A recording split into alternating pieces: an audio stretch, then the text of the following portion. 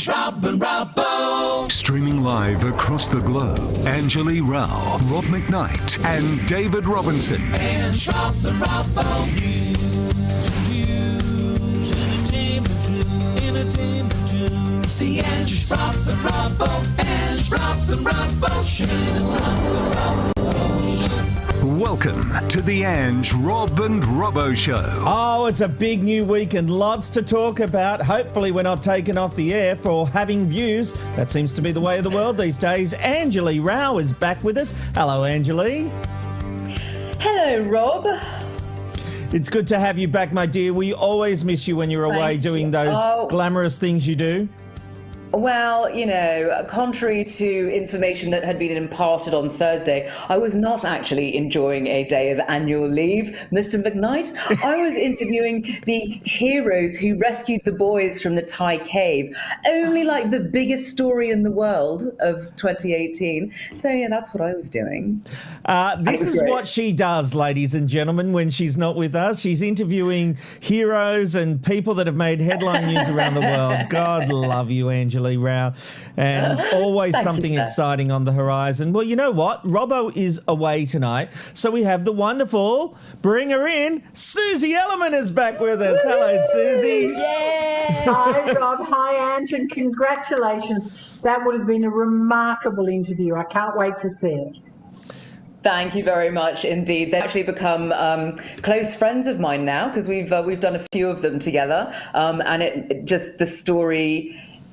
There's never a time where it doesn't make you break out into goosebumps and have tears, and the audience is always, you know, on their feet before anybody's even said anything. It's really, really, you know, just it remains as incredible today as it was then. Yeah, just amazing. And Susie is with us all night. She'll be sharing her views. And Susie, we can't wait to get your take on today's hot button issues. So let's get into them. And it's another day of drama for the Morrison government. This time, federal MP Andrew Laming is back in the headlines. Now, you'll remember we spoke about Laming last week after a report on Nine's A Current Affair showed him sculling drinks with teens on Australia Day. There he is there.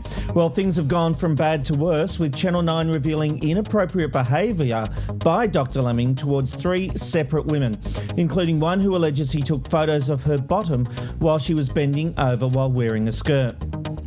Laming has apologised and the government says he will not recontest the next election. Here's Josh Frydenberg talking about the issue yesterday.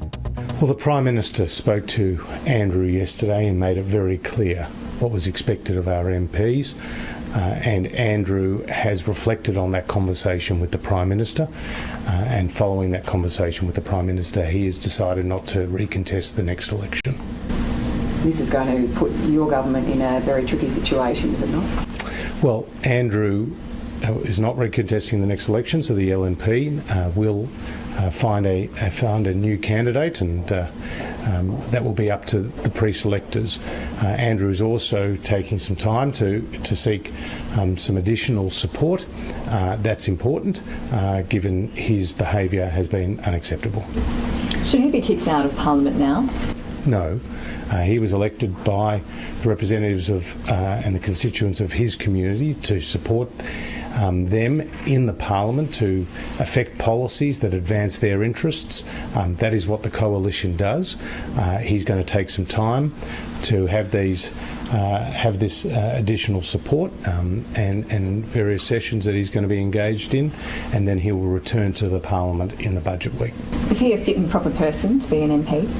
I understand he is. That's my view. And as for him sitting into the LNP or the coalition party room, that will be a decision for the LNP itself. But I think he's taken the proper course of action here to seek that counselling, and then obviously following that conversation with the Prime Minister, not to stand again at the next election. Treasurer, you say it's your view he's a fit and proper person. It's documented that he has done to women, including the photograph, would prove to half of the voting population he is not a fit and proper person to be an MP. And he's made light of it now. Well, his behaviour has been absolutely unacceptable.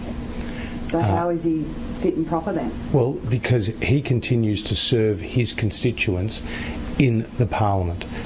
No doubt There will be others who hold a different view, but his decision not to recontest the next election means that the voters in his electorate get an opportunity to have a fresh start.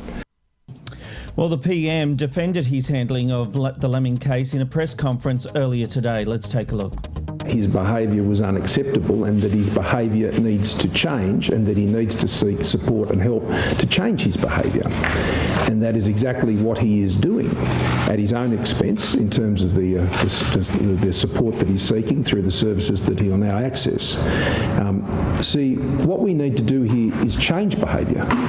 So when he returns, that he will be, I think, in a better position, I think, to give that assurance to other colleagues and anyone else. He was elected at the last election. He has done something quite significant. He has said he is not seeking re-election. That is not a small thing to do, to walk away from a career in politics that he has served his community now for many, many years. So he's taken that on the chin and he's reflected on his own actions and he is not putting himself forward for re-election and renomination by the Liberal Party.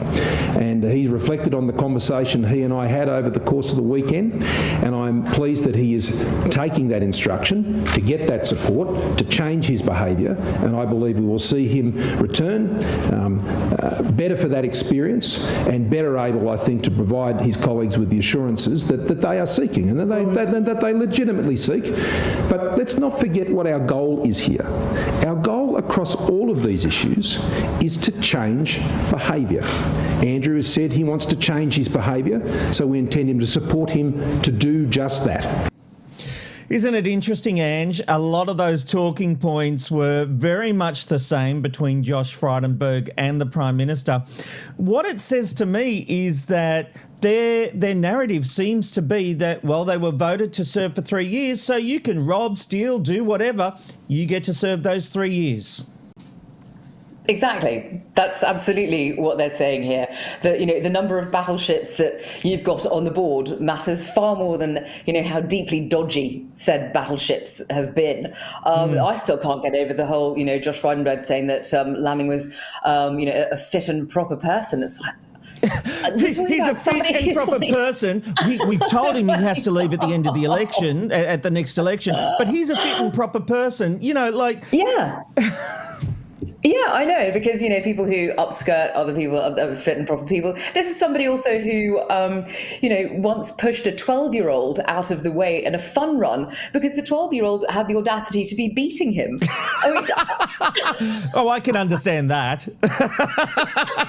Susie, I've got it.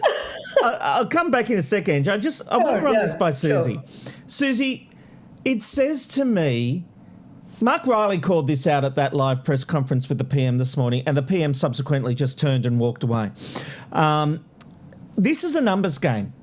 If the government loses Laming, they lose control of the lower house. Yeah, because Craig Kelly, of course, has crossed the floor. That's right. So what about this? We all know this is the case. What if the Prime Minister just came out and said, you all know the issue. I don't like this guy. I don't like what he does. I have to put up with him until the next election to retain power and retain order. Would voters respect that more than this BS? Look, I think it's a really tricky one because the Prime Minister cannot sack him. He actually has to resign. The Prime Minister can remove him from the Liberal Party, but it's the actual people in his electorate who have voted for him to be in Parliament. So it's one of those kind of stalemates. So I don't think... We've seen Prime Ministers push politicians out and tell them they have to go and they do what's right for the party and all that kind of stuff. This is not good for the party. It's not good for the party, and really his seat is a blue ribbon seat. So even if they were to say, look, you've got to leave the Liberal Party, and if he does resign and they do go to a by-election, then there's every chance that the coalition is going to win that seat anyway. At least the Libs are going to win that seat. So it is a really difficult one. I think it's all about timing. And this couldn't have happened at a worse time, which the cynic in me says that this is all being drip-fed leading up to what will be a federal election. Drip fed by who? The coalition or Labor? Well, whomever. You know, I was courted to go into politics many years ago until one of those people took me aside and really told me the politics of politics. And one of the things that he said to me was that bear in mind that if you've got any skeletons in your closet or your family's closet, it's not going to be the opposition that's going to find out about it and hold it against you. It's going to be people in your own party. Yeah. So I think everybody Absolutely.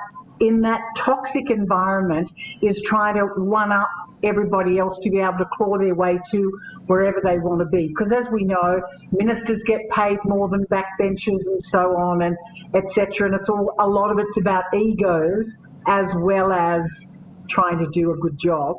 So that's the difficulty. It's the people in your own party that are going to knife you in the back.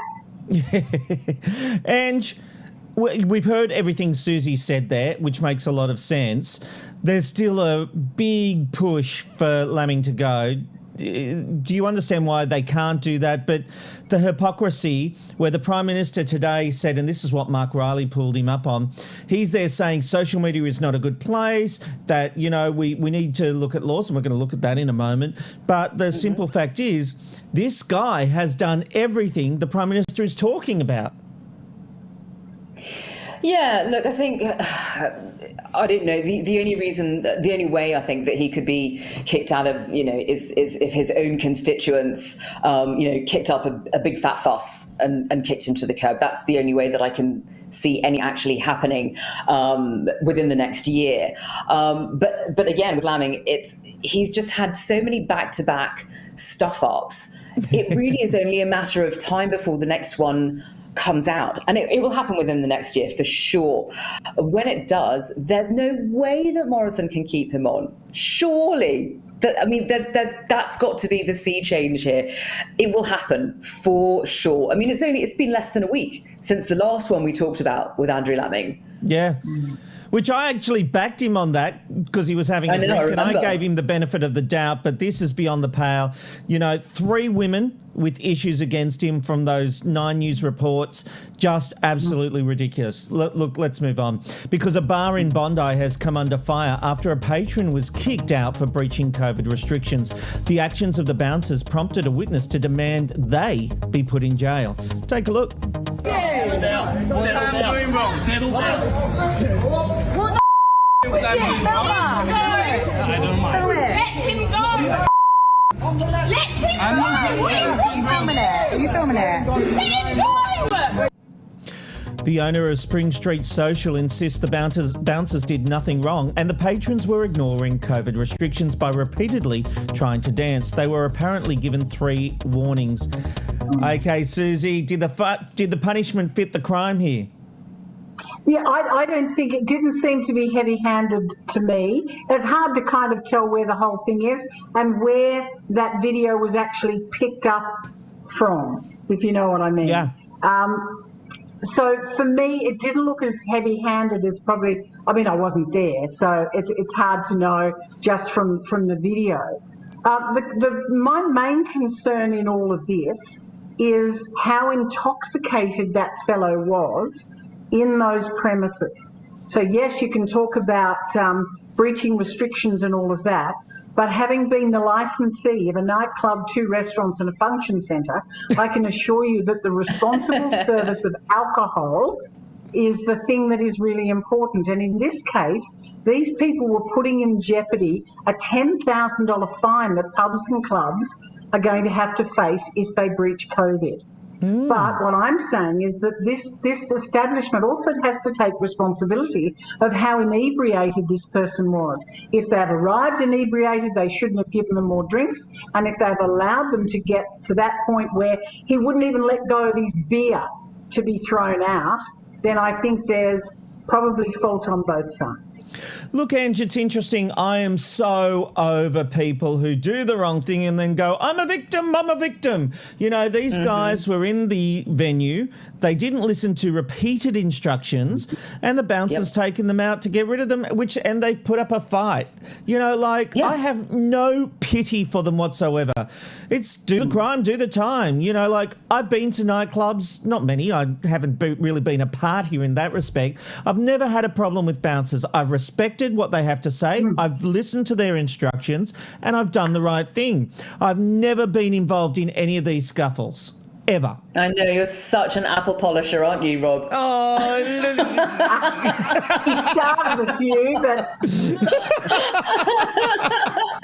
look, you know, one of the things that happened allegedly is that the guy who was on the ground at one point spat at the bouncer after the bouncer had asked him to leave, you know, not to leave, but to sort of pack it in 3 times before he was then ejected from the premises. And then the guy spat on him. And apart from being absolutely grim, that is legally considered assault. And that's when we're not even in a pandemic. So I think that, you know, the bodyguard was totally within his rights to do what he did. And, you know, okay, yes, I've seen plenty of bodyguards because unlike you, I have spent considerable time in nightclubs.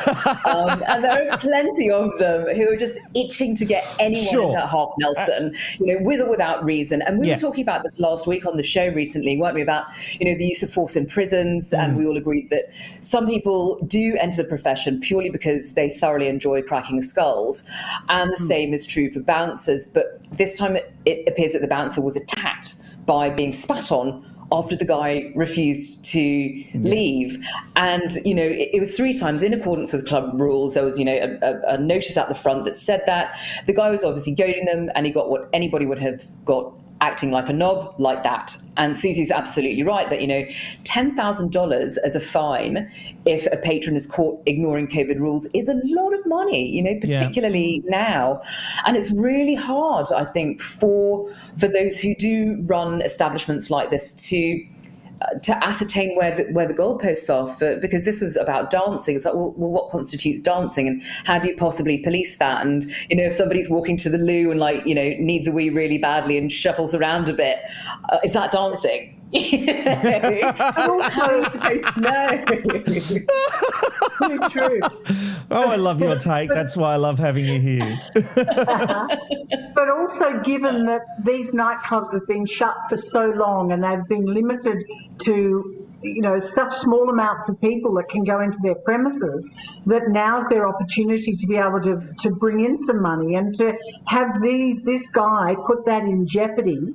I just think is really irresponsible from his point. But maybe, as I said, he was so inebriated that, you know, he had no idea what he was doing. And I think we really need to address that issue in this country, because you can go anywhere in the world, especially countries like Germany, where you can get a glass of beer in a movie theatre, and it's a glass. You can drink on railway stations and nobody abuses it. You don't have these people that get themselves to the point where they're as full as ticks and are just making absolute idiots of themselves. So I think that's a real culture in this country that saddens me, because it's continuing, and we're seeing so much more women put themselves in that position, not just men. So true, Susie. Although I do have to say, I went to Susie's place for dinner one night, and I thought, I'll take a bottle of champagne, you know, this will be a bit of a treat.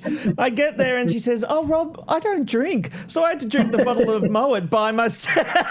Oh, boo-hoo. My heart bleeds for you. Being the true hostess, you were also able to sleep it off as well. I was. I slept in Susie's place. It was upstairs in the loft for my guests, but yes. Indeed. She was quite the hostess. Very fun. I still owe you for that one, Susie. All right, let's move on. Because 2 media identities have been forced to leave their jobs over the weekend. The first is Sharon Osbourne, who has officially left the talk after that verbal stoush with her co-host Cheryl Underwood. Osbourne was under fire over her friendship and defence of Piers Morgan. CBS issued a statement saying Sharon Osbourne has decided to leave the talk. The events of the March 10 broadcast were upsetting to everyone involved, including the audience watching at home. As part of our review, we concluded that Sharon's behaviour towards her co-hosts during the March 10 episode did not align with our values of a respectful workplace. We also did not find any evidence that CBS executives orchestrated the discussion or blindsided any of the hosts. Now, the second is Adelaide radio radio presenter Jeremy Cordeaux, who has been sacked over controversial comments he made over the weekend regarding former Liberal staffer Brittany Higgins on 5AA indeed. Have a listen. This Miss Higgins, she's been called a lightning rod, and she's been given an awful lot of power. Whether it's been given to her by society or the media or a handful of journalists who feel they sway public opinion, I don't know. But I just ask myself why the Prime Minister doesn't call it out for what it is. A silly little girl who got drunk. Security, you know, should never have let these two into the Minister's office at 2 o'clock in the morning. Never. The Defence Minister. Can you imagine security taking someone who was obviously drunk? So drunk, I think the young lady during the week on television said she couldn't get her shoes on. What are they running there, I wonder? My advice to the Prime Minister, as he was sort of monstered by current affair, my advice to the Prime Minister would be to stop worrying about offending somebody. If this girl has been raped, why hasn't the guy who raped her been arrested? Apparently everybody knows his name. Why hasn't he been arrested? Cordeaux also said Higgins deserved to get her bottom smacked for allowing herself to get into a situation where she could be raped. Brittany Higgins has come out and responded to Cordeaux's sacking, tweeting, "I'm grateful to Nova Entertainment and 5AA for standing up to standing up for the 1 in 5 Australian women who will experience sexual assault in their lifetime. I politely disagree, Mr. Cordeaux. No, I do not deserve to have my bottom smacked. This rhetoric isn't helpful, especially given the cultural reckoning about consent that is taking place across the country. Instead of seeking to modify the behaviour of victims, let's try to address how we can deter perpetrators of sexual crimes." And a further note to this, entertainment reporter Peter Ford was on air with Cordeaux for his second rant on this subject. Didn't say anything, but has also been sacked by station management. In fact, Ford didn't make any disparaging comments against Higgins and only said that he admires her. Susie, Peter Ford thing is just ridiculous in my view, as we're now sacking bystanders, not just the people who make these comments. But what do you think about the sacking of Jeremy Cordeaux?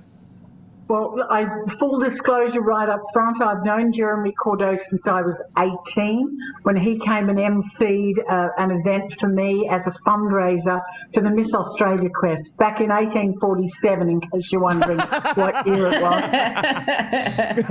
And while I've spent some social time with Jeremy over the years, not a great deal, and the last time I spoke to him was probably about a year ago when I launched my last book. Mm-hmm. But having said, and I just wanted that as full disclosure. Appreciate it. Look, some of the things that Jeremy said, I don't agree with. I don't think anyone's bottom needs to be smacked. And I think he was obviously expressing some of that through the eyes of being a father.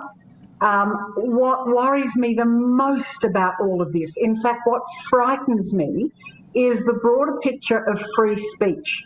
Jeremy Cordeaux, Rob McKnight, Ange, we're all employed as social commentators, as people that are there to give our opinions. And suddenly now in this cancelled culture,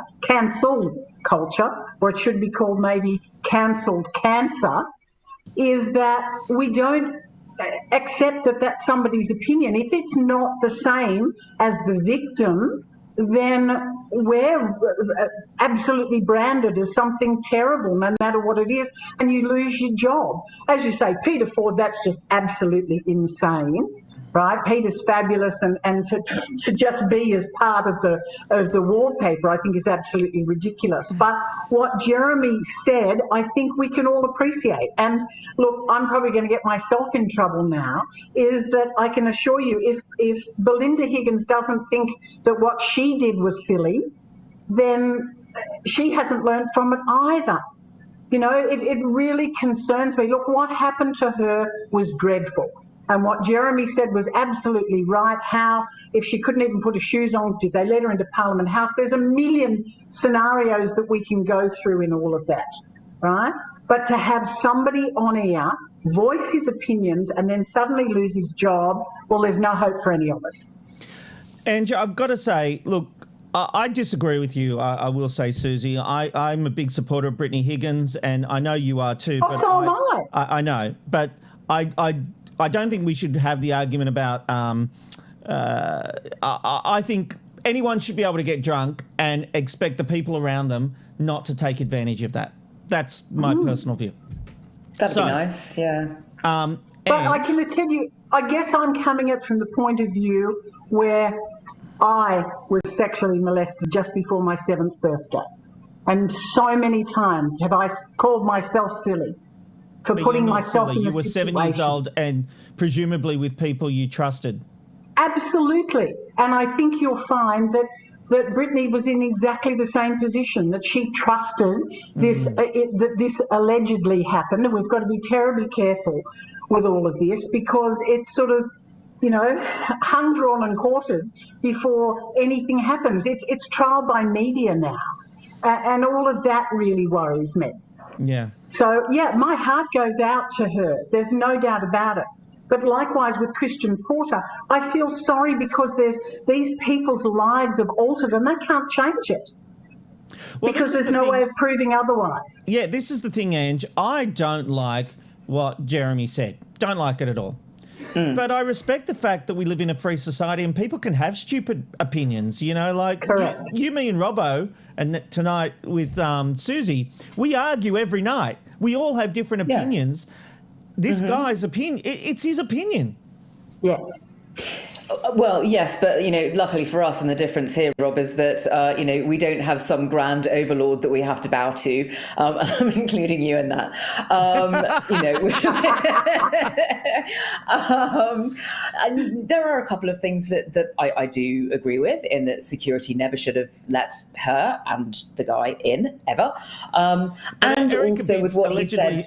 allegedly said, if any security person tried to stop someone with a parliamentary pass from entering the building, they would be sacked. Yes, and that sounds just like what a politician would say. Yeah. Sorry, that's what somebody in politics would say, because that everybody's arse covering. But that aside. I do agree with what Cordo said, and that I do because we discussed this in relation to another matter a couple of weeks ago, that, when you are in an opinion-based arena, as we are, you have to push the boat out. You just don't know where to. And you don't know where the line is until you cross it. And when you cross it, then it's too late. But if you don't do that, then that's a sackable offence. And if you do, then that's a sackable offence too. And that's what I find really, really difficult in this particular forum that all of us have chosen to get into. The thing I'm struggling with is I think these companies need to make a decision. Do they want opinions on the air or not? And if you do want opinions on the air, you have to accept that not everybody is going to agree with the guy in charge or the lady in charge, the CEO of the company. They're going to have different views. And especially when you employ right-wing leaning. Now, here's the fact. This is why we have so many right-wing leaning shock jocks, for want of a better term, on our radio.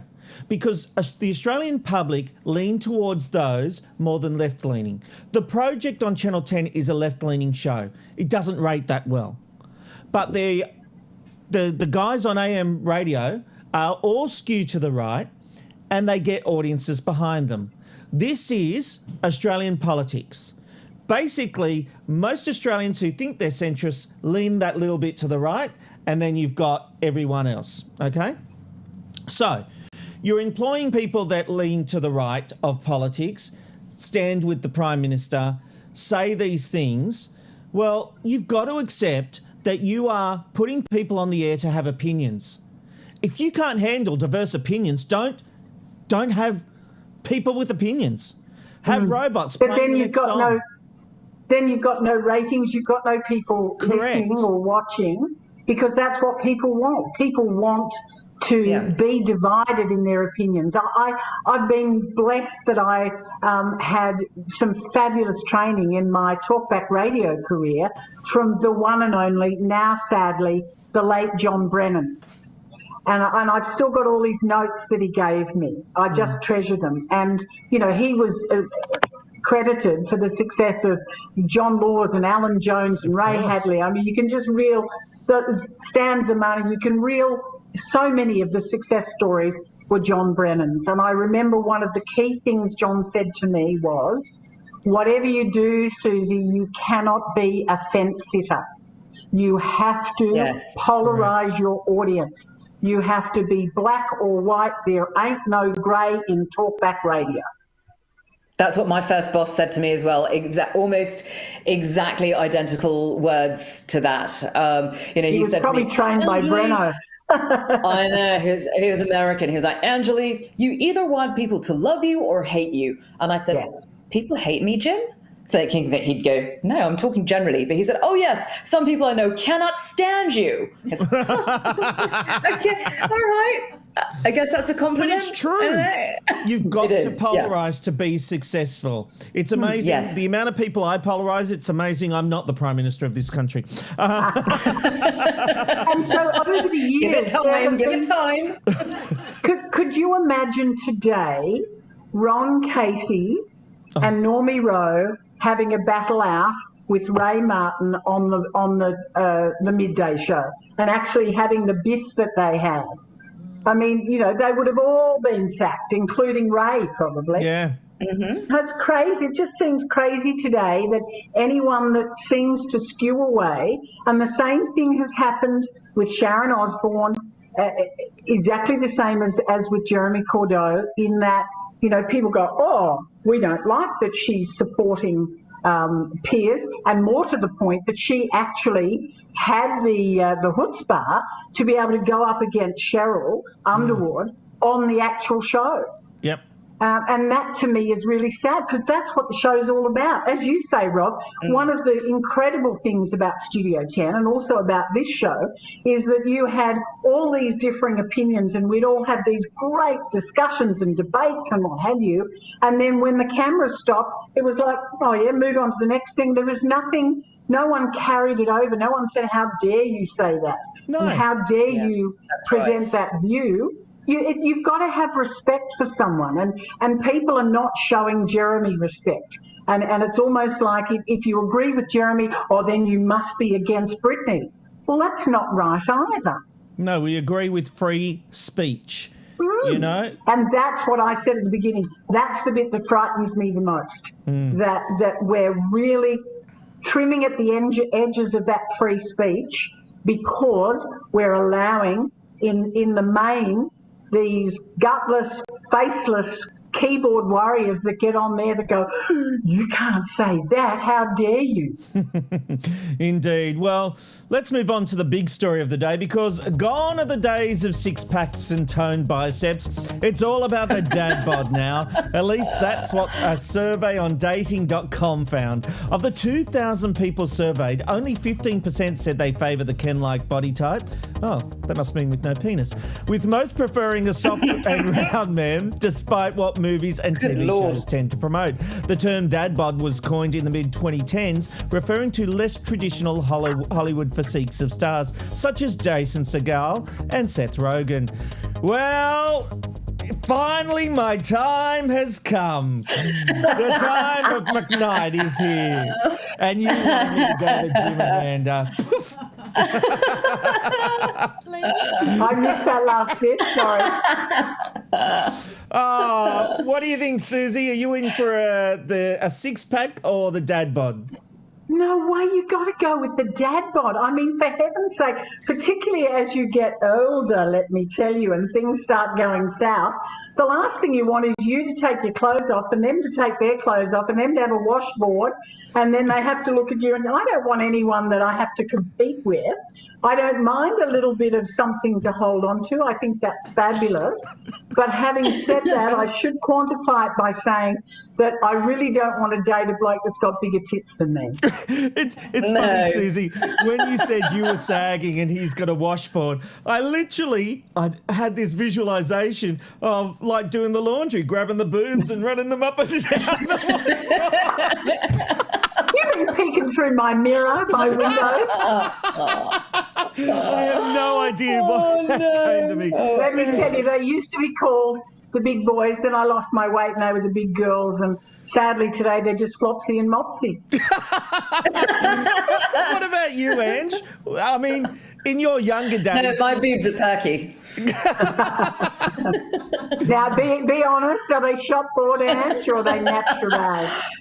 They're all new, baby. There you go. Ange, I was so hoping you'd use the Seinfeld line. They're all real and they're magnificent. Oh, yeah. Yep. So what about you, Ange? Are you a dad bod or do you like the washboard? So, I find ripped bods impressive. You kind of go, all right, you've worked hard to get that. Cool. But other than that, they do nothing for me because, I love snuggles and you can't snuggle up to a bloody cheese grater. It's like, having said that, I do still like someone to have nice defined arms and gorgeous toned legs and a killer arse and a godlike face and strong rippling abs. But I don't like that. You've just said the exact opposite of a dad bod. That's right. Whereas my criteria, as long as they're muscly toned, gorgeous face. Whereas go to my the gym a lot. Is male with a pulse. Yes. And even that, you're not so sold on. Yeah, exactly. No, I know. It has to be male with a pulse. All right. There's a lot to come up in this edition of the Ange Robin Robbo Show with Susie Ellerman tonight. We will be talking to Home and Away star Dan Ewing, and Jason has so much entertainment news you will not believe what's coming your way. But right now, it's time for the news headlines with Ange. Indeed, let's check out the other stories making news on this Monday, the 29th of March, 2021. Brisbane will enter another snap 3-day lockdown to contain a coronavirus outbreak, which has grown to 7 cases. The outbreak marks the first cluster of community transmissions in Australia in almost a month. Health officials are yet to determine how the virus leaked into the population, but say it's potentially linked to a hospital doctor who was infected 2 weeks ago. After the lockdown was announced, locals raced to the shops to stock up, despite authorities urging panic buying is unnecessary. Witnesses spoke of some grocery stores as being a bloody madhouse. The Prime Minister has appointed 5 women to senior cabinet roles, saying the changes will shake up what needs to be shaken up after a horror month involving allegations of sexual assault in Parliament. Scott Morrison announced Christian Porter and Linda Reynolds have been demoted to Industry and Science and Government Services, respectively. Senator Michaelia moves into the Attorney General role, while Peter Dutton becomes Minister for Defence. Karen Andrews will become a new Home Affairs Minister. The PM heralded the moves as getting results for Australian women, adding cooperation is needed as those results won't be achieved by dividing Australians and setting them apart. Several drums containing acid have forced the evacuation of a beach north of Sydney after the containers washed ashore. Crews from Fire and Rescue New South Wales were called to Shortlands Esplanade in Newcastle after the drums were spotted on the sand, a label on the exterior leading authorities to believe they contained hydrochloric acid. As a caution, authorities wearing full protective gear closed the area while hazardous materials crews worked to safely contain and remove the contents. Following the delicate operation, the beach was declared safe and reopened to the public. The origins of the containers, however, remains a mystery. And the massive tanker blocking the Suez Canal has finally been refloated. A series of tugs were able to dislodge the bow of the Ever Given from the eastern bank of the waterway, moving it about 22 metres. They'll now continue assisting the tanker to make sure it carries on moving up the canal, though it's not clear how long the Suez will remain closed to traffic. The ship, which is as long as the Empire State Building, became jammed about a week ago after veering off course and running aground during a sandstorm. It forced Egypt to abruptly close one of the world's busiest shipping lanes, impacting 10% of global trade as authorities scrambled to find ways to unwedge it. And getting a check of tomorrow's weather now. A possible shower for Cairns and 31. A shower or two for Brisbane and 26. Partly cloudy in Sydney and 23. Mostly sunny for Canberra and 22. Melbourne becoming sunny and 20. Partly cloudy for Hobart with a high of 22. Sunny in Adelaide and 27. Mostly sunny in Perth and 30. Sunny in Alice Springs hitting 29. And partly cloudy in Darwin. A top temp of 31. Now then, let's get the latest entertainment headlines with our very own Jason Roses on this lovely Monday. Thanks, Ange. Coming up in my jam-packed entertainment report, the real story behind a cyber attack on Channel 9. Were the Russians behind it? We have exclusive information. An ABC newsreader pulled off air after he starts swearing during a live news bulletin. The Logies are back, and there's already controversy. Just why is the 2021 TV Week Logies causing issues? And things get personal between Kamal and John Blackman over racism claims on Hey Hey It's Saturday. The entertainment report is about 13 minutes away. Make sure you don't miss it. Now it's back to Ange. Thank you very much indeed, Jason. I'm delighted to say that I have been promoted to reading what happened on this day because Robbo isn't here and I couldn't be more delighted. You have a promotion. I know, I'm thrilled. Don't know what I've done to deserve it. Well, anyway, here's what happened on March 29th throughout history. It was on this day in 1795 that Ludwig van Beethoven made his debut performance as a pianist at just 24 years old. Over a period of 3 days, he performed one of his piano concertos, followed by Mozart, beginning at the Burgtheater in Vienna. He went on to become one of the most famous and respected classical musicians of all time. And it was on this day in 1871 that the Royal Albert Hall was opened by Queen Victoria. The theatre in London was supposed to have been called the Central Hall of Arts and Sciences, but plans changed after Prince Albert's death 6 years before its opening. The iconic venue hosts 390 shows in the main auditorium annually and has seen performances from the likes of Adele, Mariah Carey, Elton John and Anjali Rao, because I performed a solo for the Queen while doing Handel's Messiah, and that's a true story. Yes, true. And finally, it was on this day in 1989 that Yeo Ming Pei's pyramidical entrance to the Louvre opened in Paris. While now an iconic part of the building, it was criticised at its time of design for the stark contrast of the glass pyramid to the classic French Renaissance style of the existing Louvre infrastructure. The designer, however, has continued to use this blueprint for other buildings, including the Rock and Roll Hall of Fame in Cleveland, Ohio. How marvellous and impressive. Back to you, Rob. Thanks, Ange. I think that's amazing. It looks amazing. Oh, it certainly does. It's gorgeous. Well, he played one of the lovable bad boys of Summer Bay, and since then, Dan Ewing's star has been rising, on track to become yet another one of our big Aussie exports into Hollywood. In just a couple of weeks, we'll be seeing him on Netflix alongside some very big names. And guess what? He joins us now. Dan Ewing, welcome to the Ange, Rob and Robbo Show. Now, mate, I know you've got a very successful show on your hands, but I'm telling you, you could be my agent if you want. That was fantastic. Thank you so much for that. Dan, I've got to say, I have become friends with you over social media, and I just love the kind of guy you are. You are very down to earth. You are very much a people person. So obviously the stardom that you've experienced hasn't affected you yet. Mate, I'm just a muppet from the Northern Beaches. I still kind of wake up and think, is this my job? Do I get paid to shoot at aliens and to play rugby players and all this stuff? It's I'm still waiting to wake up from the dream, that's for sure. I don't just say that. I know it's a very cliche actor thing to say, but it really is true. Well, Dan, Heath Braxton was such a beloved character on Home and Away. Everyone loved the River Boys. I mean, they were written about in the tabloids all the time, in magazines, TV Week, and you even revived the role a few times, most recently just this year. I've got to ask, though, what was the decision like to leave such a popular show? I'm so glad you say, and a big shout out to everybody who likes to say g'day or take photos of me while I'm eating salt and pepper calamari. I still don't know how to make that. look good. It was like any job, I think. First and foremost, I'm so grateful for the opportunity. I think they do an amazing job, that show, and I don't know if a lot of the thespians that come off there really feel it until you leave.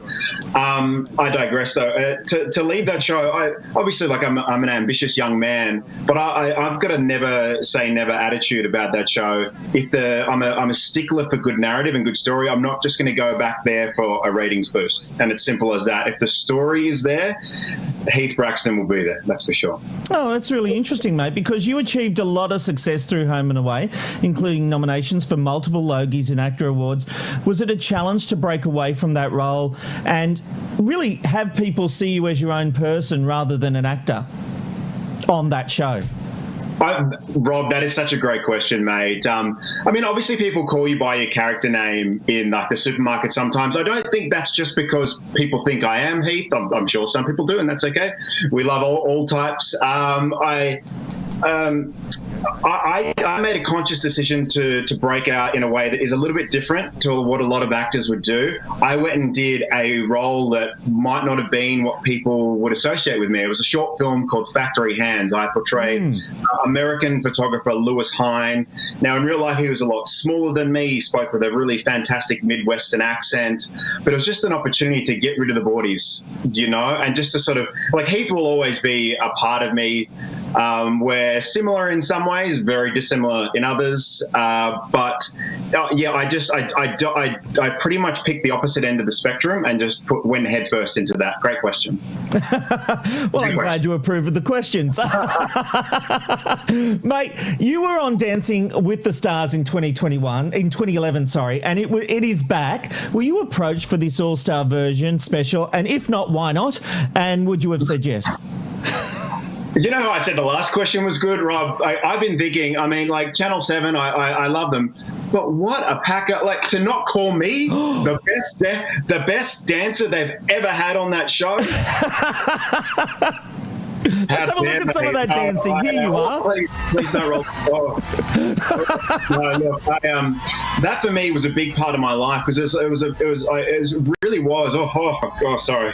I'm trying to look at you, Rob, but that skill. Look at the hips. My goodness. No, look, it was because I had like sort of two left feet on anything that wasn't the basketball court. I certainly couldn't hear music, and it just gave me a newfound respect for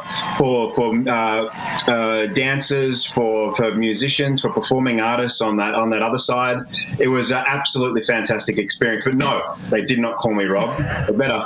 They didn't even sign into my DMs, come on. Yeah, absolutely. We'll talk to Angus Ross, the head of programming at 7, about it. Maybe you can be a wild card, even though I think they've pretty much already shot it. But anyway, you never know. My goodness. Well, look, you were also recently in Occupation Rainfall, and I'm really intrigued by this. You played the role of Simmons. We spoke to Luke Spark, the director, at the beginning of the year, and talked to him about the difference between filmmaking in Australia and the US. Do you feel like that gap is changing? Because this production was like nothing I've ever seen in Australia. It was more ambitious and big picture. Is that starting to happen with Australian productions?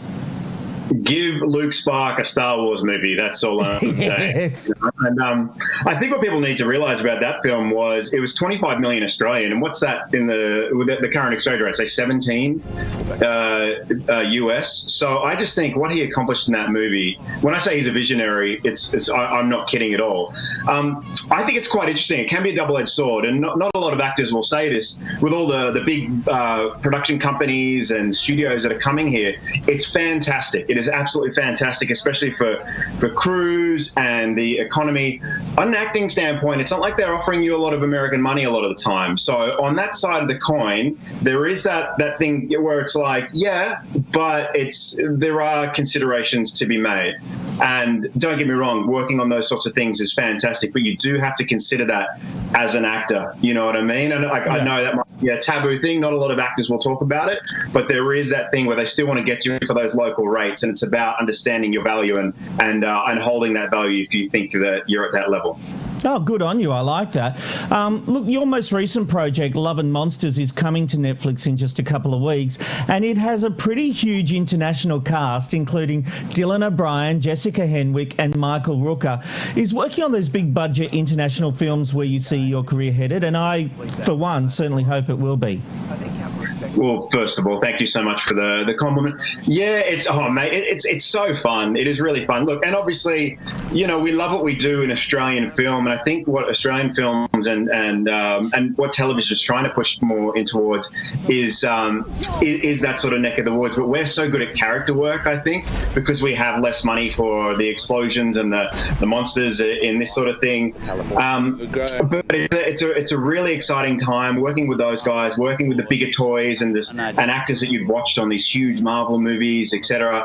I can't say a lot, but it is certainly where my career is headed. Really? Yeah. And look, the movie was meant to have a theatrical release, but because of COVID, we'll be going straight to Netflix instead.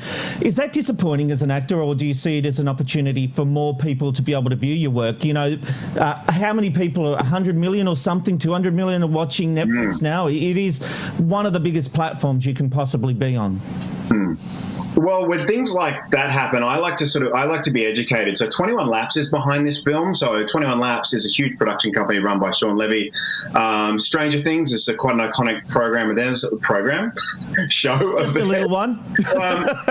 So with Love and Monsters, they were quite tactical, and what they did was very interesting. So Paramount released it in the US to VOD. So for everybody at home, that's video on demand. So it's a $25 US ticket. So you could almost pay that per person to going to a cinema. Yeah. So they had a big release over there, and then I think internationally they've gone down this path of Netflix. But you see what's happening with Warner Brothers and HBO and all that sort of stuff. So it really is, not to use a popular term, a fluid situation. But I think Paramount did extremely well with it, and I can't lie, I'm very excited to see, for my friends, family, everybody here to see Love and Monsters. It's great fun. It knows what it is. It's a very, very fun movie.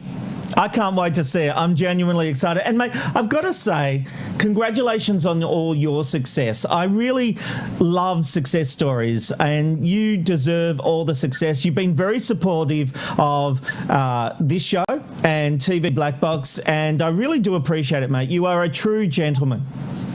Mate, thank you so much. And simple as this, I don't just support anybody. I really love programs that I won't say disruptive, but who aren't afraid to talk about things or have conversations that maybe aren't exactly on the network trajectory. And that's not to pull down networks, because they have a great job. They do a great job and they service a particular market. But I don't see the Australian market advancing without people like you and what you guys do on Black Box. So that's why I put my support behind it.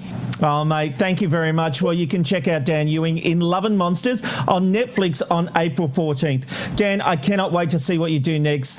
Genuinely, thank you for coming on the Ange, Rob and Robbo show. Thanks, mate. Talk to you soon.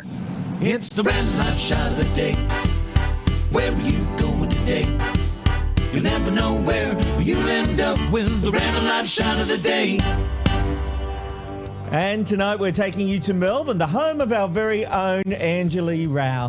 From the Platinum Apartments here, we can see the Crown Casino, and along South Bank, Melbourne has a bit of an overcast and mild to chilly day today, with a top of 18 degrees, but a low of just 14.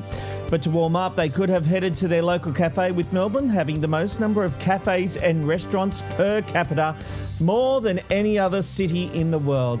Now let's get to some feedback. First question, is Robbo okay from Big Brother Oz? Yes, he is. He's starting very early tomorrow. He's doing an OB, an outside broadcast with his radio station up on the Sunshine Coast. That's ABC Sunshine Coast.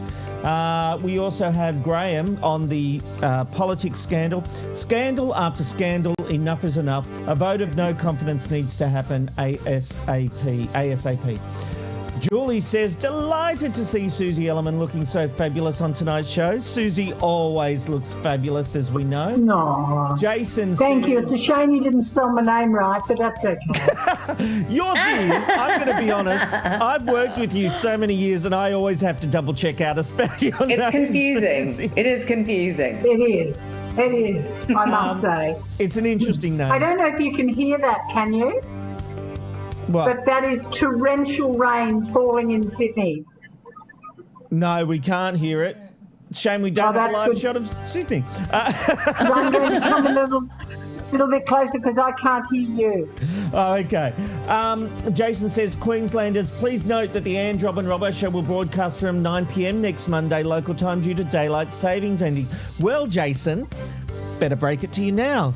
We won't be here for next week. We are taking 2 weeks off, but you are right. When we come back, we will be on at 9 o'clock in Queensland because daylight saving will have finished. So we will be in line with New South Wales and Victoria. But yes, I was going to announce that later, but we are taking a 2-week break. Where are we up to? MVP Madsen says, the issue I find with these videos is they never show the other side of the story. It's always one-sided. That's about the bouncer, of course. And Jeanette backs that up, saying, amazing that we only get to see half the story. Good to know you are telling the other side that is not on the video. Mary says, I do not know a single woman who has not had sexual assault in her life. Not one. MVP Madsen says Prime Minister McKnight. Yes, damn straight. Jason says, where is Ida to have Rob McKnight be a centrefold? And Hoffler Williams says there's always codes of conduct in every organisation. You can't say whatever you want, Susie. Bolt was charged in court. Fun fact. Yes, he was, but that's the difference. Bolt was deemed to have said something illegal there. Jeremy Cordeaux did not say something illegal. It's just an opinion a lot of people disagree with. But thank you for your feedback. We always do love hearing from you. And Hoffler, I know you've been very active on our social media channels tonight, so it's been good to see you back. All right.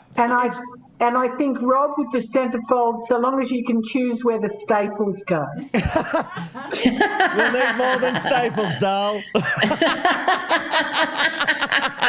All right, it's time to find out what's happening in the world of entertainment with our very own Jason Roses. Hello, Jason. Come on in. Hello, I'm just thinking about, are these staples going to be big staples or very small ones? I hope so. I hope Susie's not having a go at me there, but whatever. No. I was more insinuating where the positioning was. In your case, Robert, would have to be gaffer tape.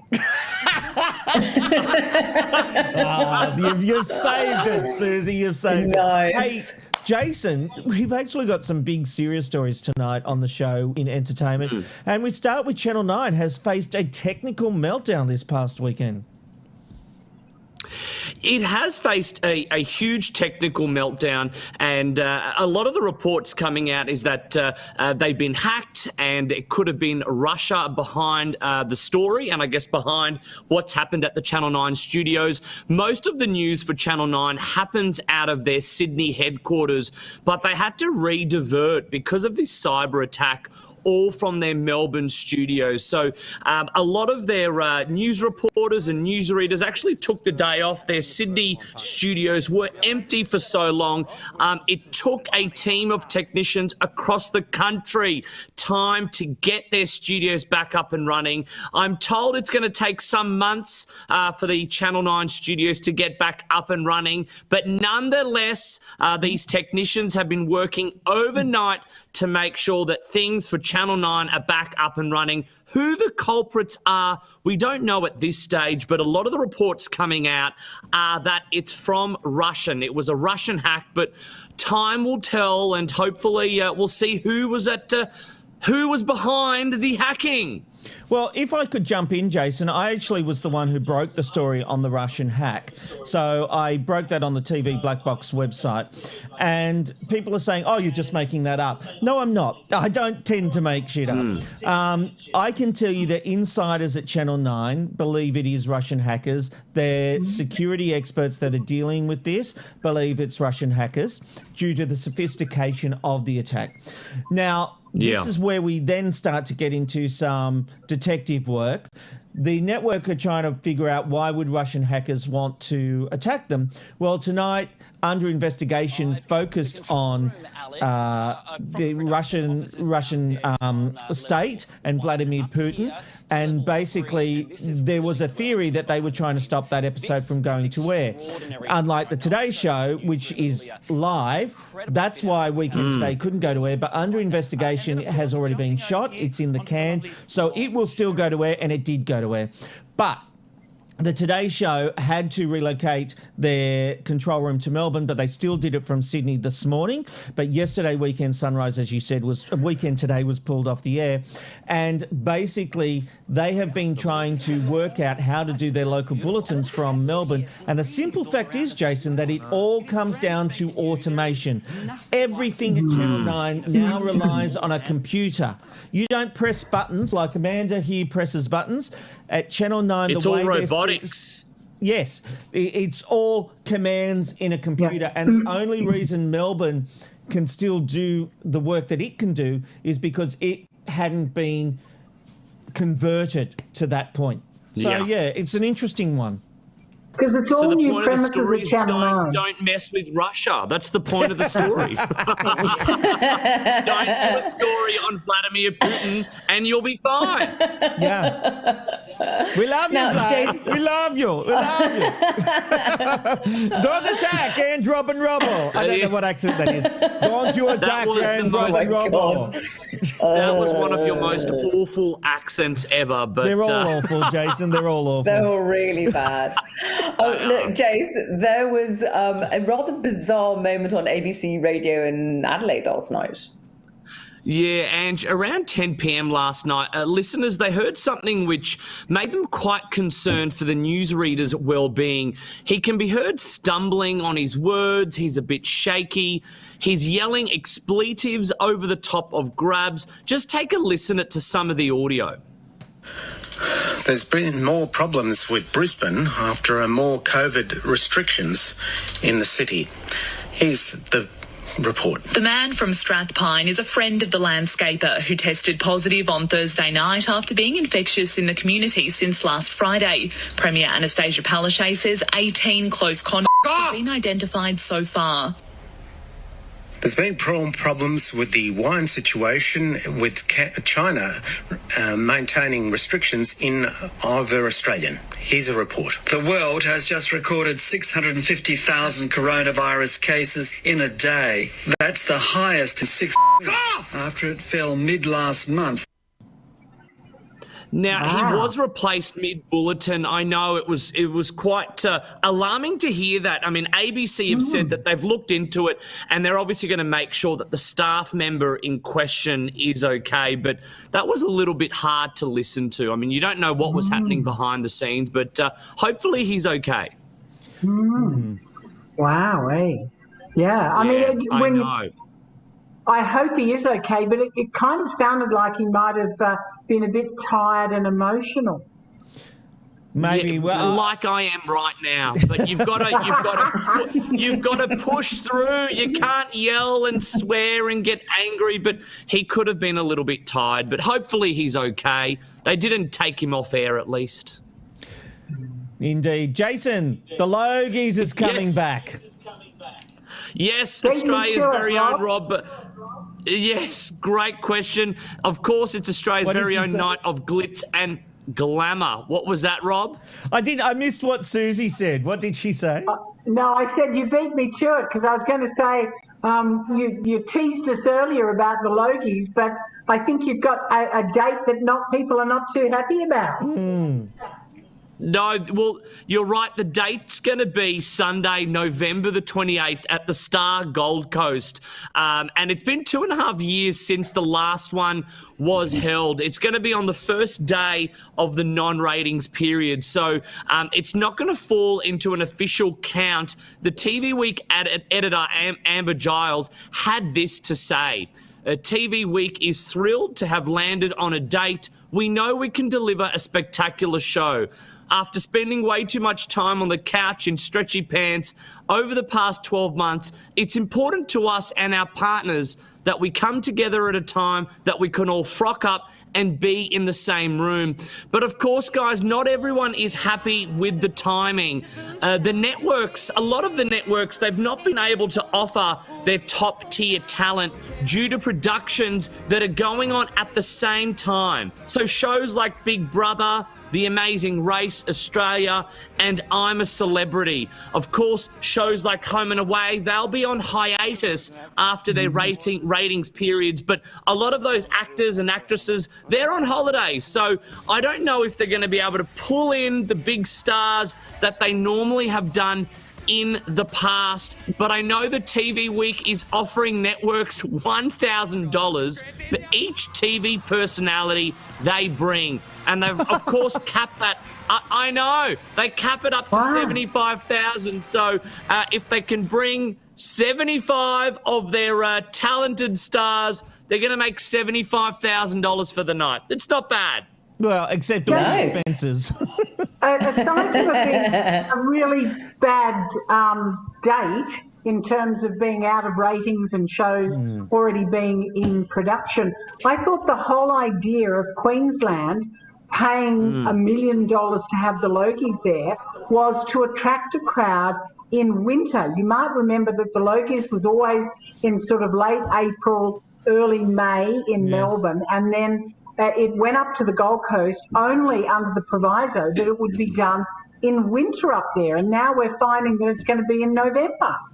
Maybe it's about trying to get them up here after COVID. With everything going on, an influx of people at the end of the year. But before we move on to the next topic, Susie, you were always the darling at the Logies. I used to love the outfit you wore. I think we've got a picture here of one of your famous ones.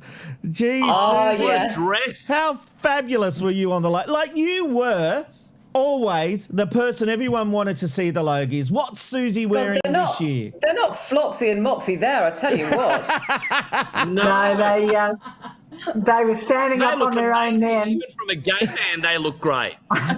Yes, but we all know gay men love boobs anyway. Well, you've got to remember, my mother was a dressmaker and designer, and she always taught me that while you're looking at the good bits, you're not looking at the bad bits. Yes. That's a good one. No, Susie, That's seriously. Right. But, you know, I don't know. Maybe everything's all stylists and everyone's style within an inch of themselves now. So no one seems to take the risks that we used to take years ago and actually do, be a standout on the red carpet. Oh, you were fabulous. You were fabulous. Thank you. One of the funniest descriptions was Julietta Jamison, who described me in that black and white one when I was really big, a size 22, and she described me as a herd of rampaging zebras going down the red carpet. I'd like to see her get on the red carpet and capture everyone's attention. Boo, boo, boo. That sounds awful. But I agree, this year, let's see people take risks, not be PC rated, And if you're going to go, I want to see something fabulous. You never can tell. Mind you, Ange would look good in a gunny set. Love your girlfriend. Can I just say that because we've run over tonight, someone's just brought me a little present, so if you don't mind. Every night your man brings you in a wine. I'd love a wine. And I was about to say, we are on overtime, so I'll get to the last topic because it's a big one, actually, Jason, we're going to end on. Last week on the show, we spoke about the video circulating of Kamal's experience on Hey Hey It's Saturday, and now both Kamal and John Blackman have spoken out. Yeah, so after some old clips surfaced online last week, everyone has been questioning the treatment of the Malaysian-born artist Kamal on Hey Hey It's Saturday. One incident in particular, it showed Kamal being covered in white powder and the voice artist John Blackman saying, "You're a real white man." It's important to note that in this video, it is edited and the audio at the beginning is not the original audio, but let's just take a look. Here it is. Before there was you, I swear I never knew. A lot of people may have thought that was in terribly bad taste. Well, it was. You're a real white man, Kamal. You know that. I knew you were up to something. Yes, well, I knew you didn't. You got the wrong name. Now, Kamal spoke to The Guardian about his time on the show and instances like this. And in response to Daryl Summers saying on the show, this show would not be on air today due to cancel culture and political correctness. He said there were a number of instances where I felt humiliated but I didn't want to raise any objections or protest about it. I kept smiling and pretending all was okay. I know they call it cancel culture, but they're not stopping culture. They're only trying to limit unnecessarily vulgar or crude terminology or gags or whatever. And of course, this wasn't the first time Kamal spoke about this incident and his overall experience. This is what he had to say to the Time to Talk podcast in 2018. It is something I must confess I never really looked forward to doing it. I did it because I believe that if you're not on television, they think you're dead. So I took a chance in doing Hey Hey, and almost all of the time they took the piss out of me. There were times when, for example, in 1984, I was returning to New York to do my second concert at Carnegie Hall. And the week before, I was on Hey Hey Saturday. And they didn't bother to mention about my second concert at Carnegie Hall. Instead, they hit me on my face with a white powder. Oh, dear. And that's the kind of attitude they had. After Kamal's interview with The Guardian, John Blackman, the show's voice artist, this is what he had to say on Facebook. Goodness me, Kamal, 37 years and you're still humiliated. If you felt so aggrieved by my quip, you should have marched up to it, had a quiet word in my ear, and I would have detested from making any further racist remarks forever. So quite a bit of controversy, I guess, on the set of Hey Hey, It's Saturday. Yeah, indeed. Right, so he can make racist remarks as long as somebody doesn't come and challenge him over it. Great. Yeah, well, exactly. You know, the hard situation now is that everybody's putting on 21st century eyeglasses in something that happened in the 20th century, where that's what you did. And everybody laughed. Even Daryl Summers just said in that clip, if people think this is in bad taste, it is. So he knew even back then when he was doing it. But again, there was a whole, what was his name? The Irish fellow comedian. His whole shtick was mother-in-law jokes. Yeah. Right? And he made an absolute fortune through his whole career. Not Peter Allen, I'll get it if I don't think of it, it'll pop into my head. Dave Allen, thank you. And, he made his entire career out of mother-in-law jokes. Can you imagine blankety blanks ever getting to air today? Look, you can't turn around and wind back the clock. You're right. Yeah, I agree. It's a very different society now, and you're right. Everyone looks at it with these modern glasses. I mean, when I was growing up as a kid, putting on accents and not making fun, but, emulating other countries, that was what people did. But now everything is cancelled. Everything is looked at with, PC lenses, and no one can do or say anything. Even to the point, Jason, where they're even saying that someone that isn't gay shouldn't be playing a gay person, or someone that isn't, whatever. I mean, it's probably a bit heavy for the end of the show, but I know. Need to wind it up. But what I will say, because you know me, I like to have the last word on everything. I agree with you on the point. What was that? Oh, damn, bros. What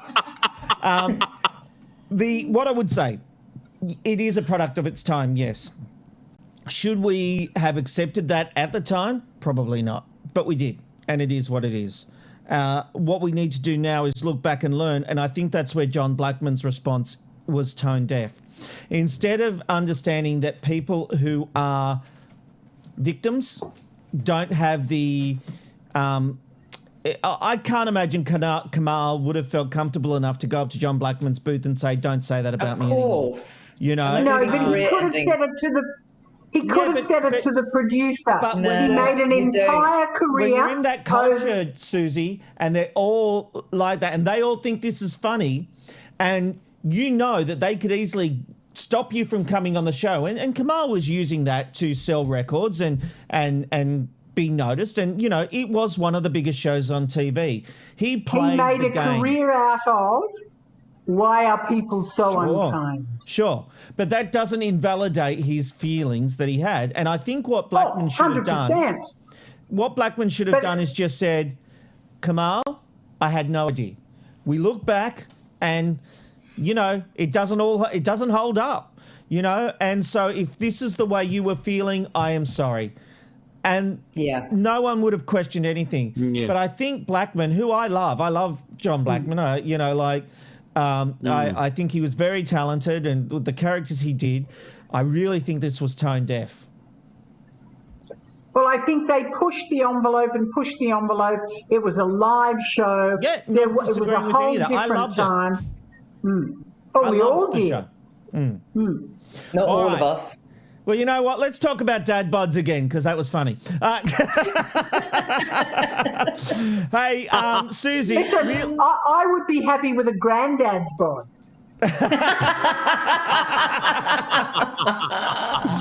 As long as they've got a pulse, as she said. Hey, Susie, so great to have you on the show tonight. Thank you very much. Jason, we'll see you tomorrow. Robbo's back with Anjali Rao on the Ange Rob and Robbo Show. We'll see you tomorrow night. Thanks, everybody. Thanks, Rob. Robbo and Rob, the Robbo Show.